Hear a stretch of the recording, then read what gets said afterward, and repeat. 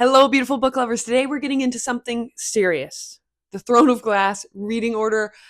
Man, it can get confusing out there on what order you should read these books. I've been there, okay? I'm going to make this incredibly simple for you. So, if you're starting Throne of Glass, you know that there's a couple, 3, 4, 5 different ways you could probably read this series, and everyone's telling you to do it differently. So, I'm going to go through all the different ways that you can read it and what I recommend, as well as why you might choose some of the options that I didn't do. I'm going to give you the rationales for each and make this as simple as possible because I promise you the reading order comes across complicated, but it really doesn't have to be. Okay, so the biggest issue that people have is where to read this book, Assassin's Blade, okay? There is a huge argument between if you read it first, if you read it third, or if you read it fourth. Though a lot of people that are fourth, third, or fourth are kind of on the same team and they're pitted against the first book readers. I'm on team third or fourth.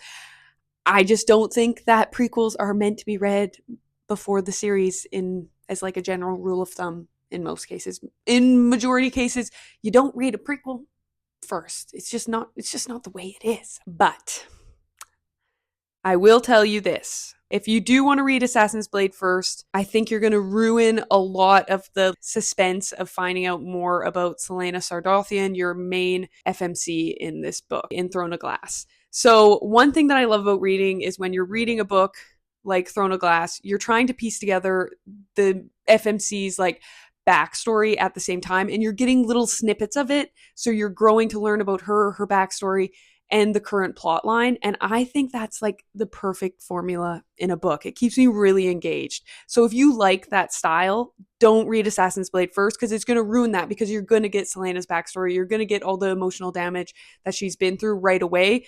Whereas if you don't read Assassin's Blade first and save it, then you're going to go through the proper like developmental steps with your FMC and you're going to slowly get more glimpses into her. And it's like her walls are coming down for you, as well as you're like, you get a piece together, like, what the heck's going on? That's my preferred way of reading. If you hate breadcrumbs, if you hate like the mystery elements, if you just need to know all the facts, then maybe you do want to read Assassin's Blade first. I just don't think you should do it. I also do want to preface this that if you read Assassin's Blade first, you're not going to get Sarah J. Maas's most polished writing. Assassin's Blade is a series of short stories all put into one.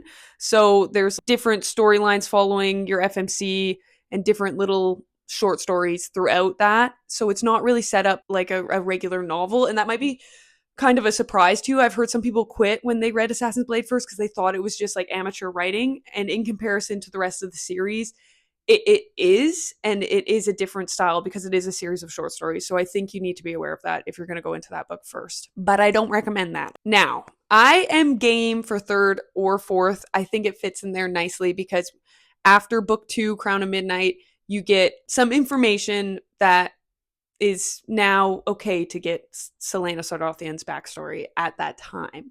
So I think third or fourth, I'm really like either or to me. Third is going to give you a little bit more insight before going into Heir of Fire. I believe that's the traditional publication order. So if you are like, let me just follow the rules, let me follow the publication date, that's typically how I would go, then do that. But if you want to read it fourth, people say that fourth is like the romantic reading order. That if you want the maximum emotional setup, if you want the maximum like romantic, I guess, storyline, then reading it fourth after Heir of Fire will give you that. And I think that's actually a good placement because there are some characters that get introduced in Assassin's Blade that you are going to then see in like the fifth book a bit more. So you do get a bit more about them before jumping into that. And to be honest, Assassin's Blade is so quick and easy.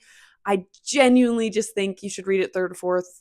Definitely not first. And honestly, I'd prefer if you read it last over first. I know that's kind of crazy, but genuinely, I just really think that reading it first ruins a lot of like just the way that you're meant to experience the book. Sarah J. Maas recommends the publication order, which I think would slot it at third.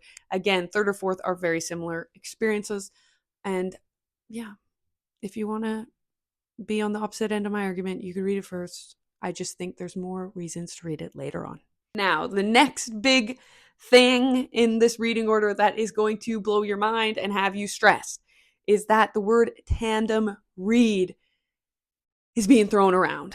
And that's a big commitment, especially when you see that the two books that you're meant to be tandem reading are thick, okay? Both of those are thick girls, and reading those two in tandem, that's a huge ass book. You combine those, like I'm pretty sure both of them are like yay big, maybe like 800 pages, somewhere around there. I maybe am exaggerating a little bit, but you put those together, I'm like, you got a thick book. But anyways, tandem read. My personal opinion and experience was no, do not need to tandem read. Don't do it. That's my personal preference. I have heard some people really enjoyed the tandem read.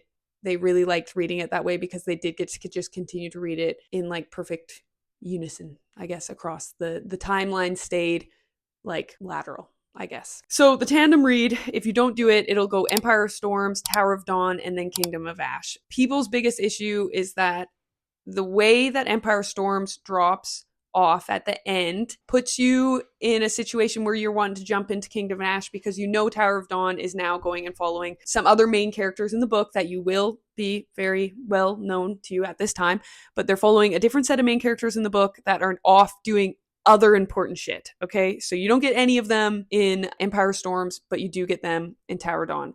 And just to note, Empire Storms is, I think, my favorite book in this series. It's not everyone's, but it's one of my favorites. I also really love Tower of Dawn. Now, some people will complain about Tower of Dawn because it's following characters that aren't necessarily everyone's favorites.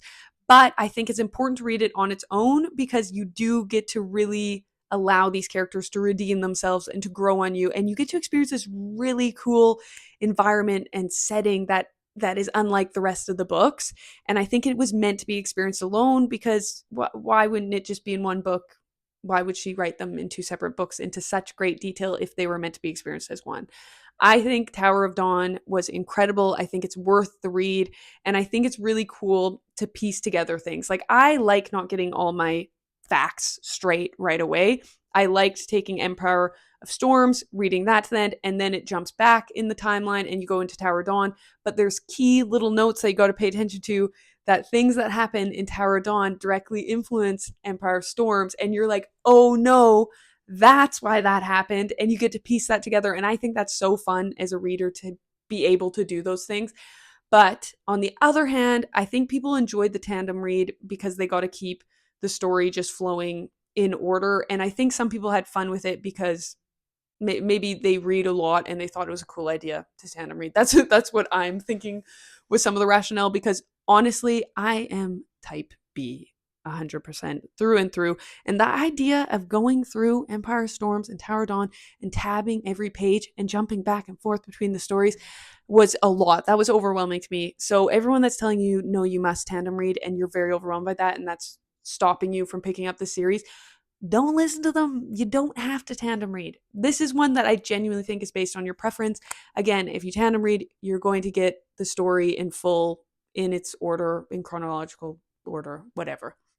If you don't tandem read, I think you're going to get it, experience it how the author intended you to, and I'm pretty pro game on that. And I also just think you'll fully appreciate Tower of Dawn, because I think a lot of people don't appreciate it, maybe because it was in the tandem read. But yeah, you'll go through some emotional roller coasters throughout the series for sure. Now, the rest is history, pretty much. Those are the two bottlenecks with Throne of Glass and its reading order. And I've heard so many arguments on either side, but I hope that some of these rationales can help you choose what's best for you. And to be honest, the main thing is that you just read this series because it's one of my favorite series of all time. It's a masterpiece. And I think if you're hesitating because you're overwhelmed by the reading order and the amount of books, just dive in. Just take a dive in, choose yours, commit to it, stop looking online, and just commit to it and go in, because this series is incredible. And make sure you don't be looking up fan art until it's finished, because you're going to get some serious spoilers, ladies. So commit and go ghost on Book Talk till you finish. But that's all for today, and I hope this video was very helpful in your Throne of Glass journey. You've got some amazing characters to meet, so go pick it up. And thanks for watching. I'm back every week, baby, so make sure to like and subscribe, because I've got more book recommendations in the romantasy space.